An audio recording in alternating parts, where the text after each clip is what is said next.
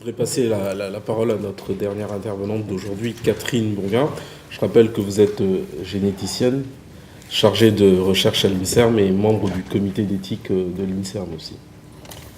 Merci beaucoup. Donc ça va faire beaucoup de généticiens d'un coup. Moi, je vais axer mon propos sur les questions de régulation des technologies de la génétique et de la génomique. Donc il y aura bien sûr des recoupements avec différents éléments qui ont déjà été exposés, ce qui me permettra, je l'espère, d'aller plus vite. Alors, je voulais commencer en rappelant quand même que très tôt, finalement, les savoirs et les techniques ou les technologies de la génétique ont été perçues comme des technologies particulières qui requéraient, par rapport à d'autres mesures biologiques, une régulation, des formes de régulation, de lois, de règlements, de guides de bonnes pratiques, etc. particulières. Et je voulais insister sur deux dimensions qui, à mon sens, sont importantes en termes de spécificité. La première, et ça a été dit par plusieurs intervenants, la génétique a à voir avec des choses aussi diverses et compliquées que les questions d'identité, au sens le plus large du terme, les questions d'origine, et puis évidemment les questions de maladie, et aussi bien les questions de maladie avant que le fœtus, enfin que l'embryon ou le bébé ne naisse, avant qu'on développe ces maladies quand on est né, et puis une fois qu'on est malade, de quoi souffrons-nous, dans quelle mesure la génétique peut aider à avancer et éventuellement à guérir. Donc une multiplicité finalement d'effets de la génétique a été perçue et considérée comme importante dès le départ, avec évidemment des conséquences importantes en termes d'usage discriminatoire de ces données, susceptibles bien sûr de concerner en premier lieu les personnes les plus vulnérables. Et puis, donc un enjeu sur les personnes les plus vulnérables, et puis la question de l'identité que travaille la génétique, elle la travaille de façon complexe, puisque c'est à la fois des enjeux au niveau de l'individu, à qui le test va pouvoir être proposé, mais aussi au niveau de sa famille, puisqu'on l'a vu avec les questions de paternité, on fait un test pour soi, et puis en fait on a des informations sur sa famille, même si on ne va pas spécifiquement les chercher, et même de façon plus large, avec des collectivités, des groupes de personnes, quand on parle d'origine géographique par exemple. Donc des technologies et des savoirs qui touchent à différentes facettes. Et puis le deuxième élément, je pense, qui a été très important, c'est qu'on a eu conscience de façon très tôt, que c'était,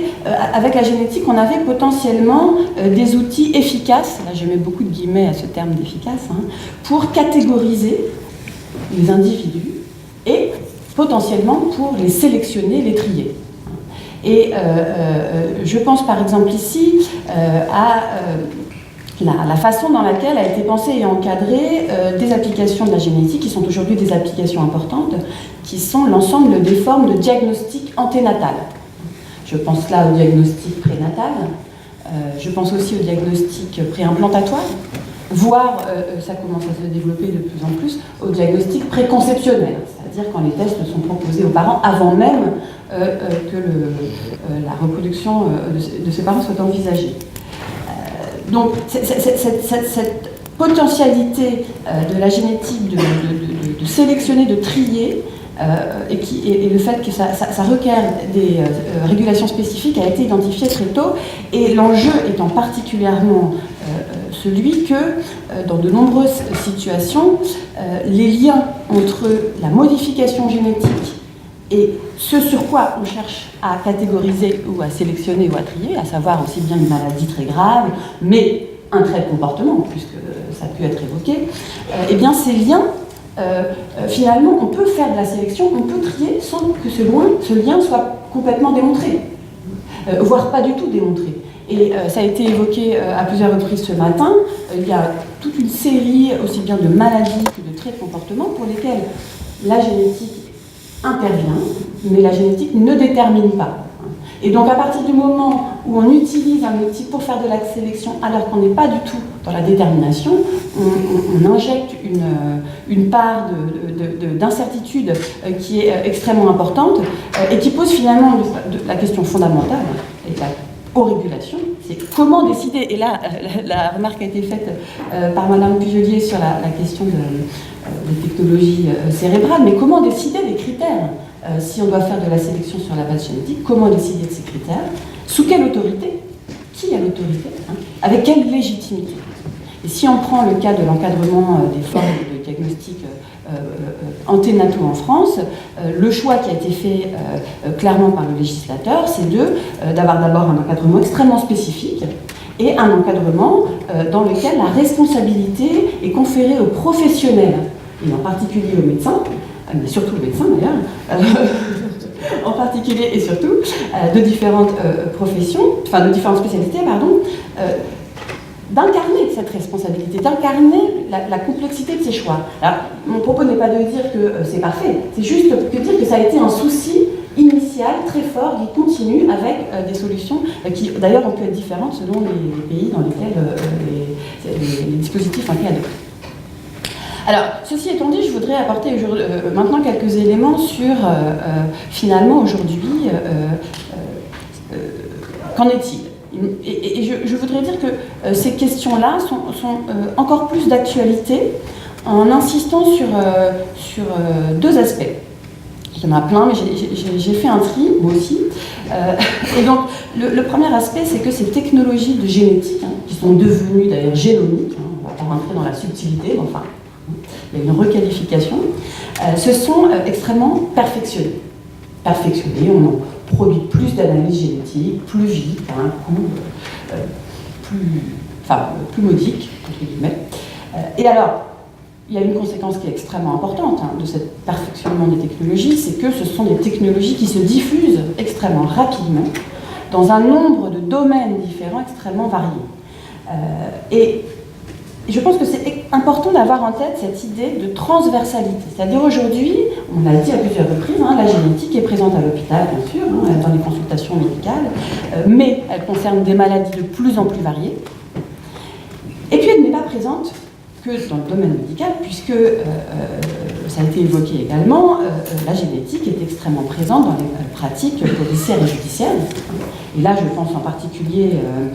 à la constitution du fichier national automatisé des empreintes génétiques, hein, puisqu'on a parlé de la loi justice tout à l'heure. C'est un sujet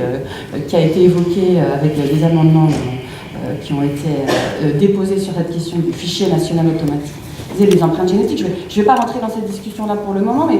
ce qui m'importe ici, c'est de souligner qu'à partir du moment où l'ADN, les tests génétiques se diffusent dans ce type de contexte, ça renforce l'image de technologies puissantes, de technologies délivrant la vérité, voire même la révélant quand elle est cachée. Hein, puisque par principe, quand on va faire un usage de tests génétiques sur une enquête judiciaire, eh bien on va pouvoir, dans certaines circonstances, identifier un criminel qui sinon n'aurait pas pu l'être. Donc ça renforce cette image de technologie génétique, image qui ensuite va rejaillir sur toutes les formes d'usage hein, de ces technologies génétiques. Un autre effet important, au-delà de la dimension d'ADN comme révélateur de vérité, c'est cette idée d'ADN comme essence de l'individu, hein, que tout serait dans nos gènes. Et là, je ne vais pas non plus rentrer dans ce que tu disais Philippe sur l'expérience menée en Chine avec la naissance des deux jumelles génétiquement modifiées par la technologie CRISPR, mais quand même, on voit bien ici que finalement, en touchant à l'ADN, eh bien, on est on est en lien avec quelque chose qui est de l'essence de l'individu, et même si c'est plus compliqué que ça, voilà, il y a quelque chose de très sensible qui est là. Et donc, ça renforce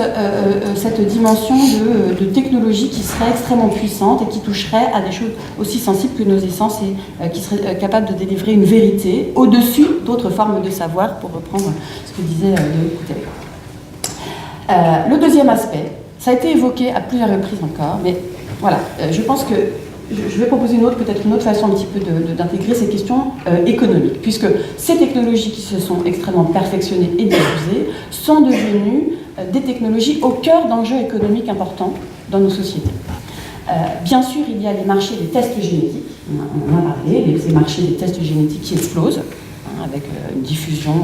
alors voilà, les réglementations n'est pas la même dans tous les pays, mais c'est un marché qui explose, et notamment, et là pour le coup c'est le cas en France, en lien avec l'introduction de toute une série de nouveaux médicaments, et là je pense beaucoup à certaines thérapies ciblées en oncologie,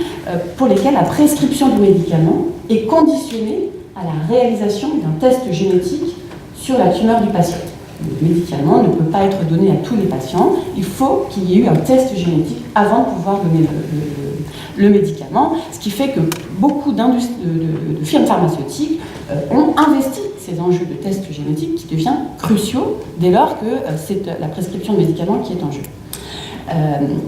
Mais la génétique est aussi au cœur, depuis le début des années 80, de tout le développement de l'industrie des biotechnologies.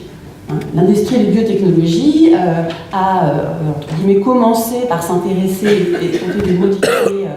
les plantes, les bactéries, pardon, pour commencer, puis quelques animaux, quelques plantes, et puis de plus en plus se tourne vers l'humain. Alors, pour améliorer la santé, améliorer le bien-être, améliorer tout court,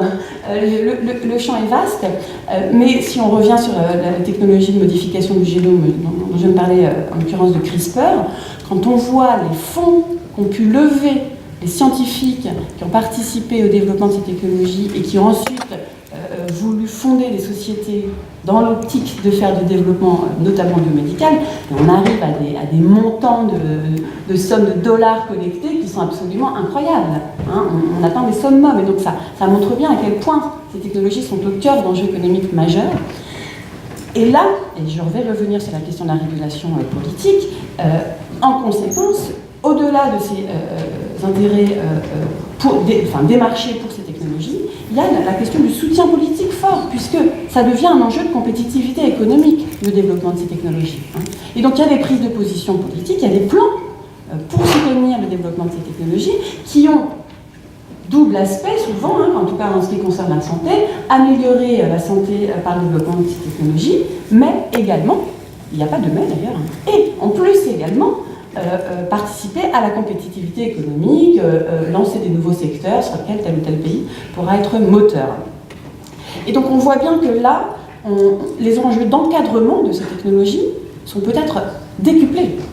Parce que, et je reboucle sur la discussion sur les questions économiques,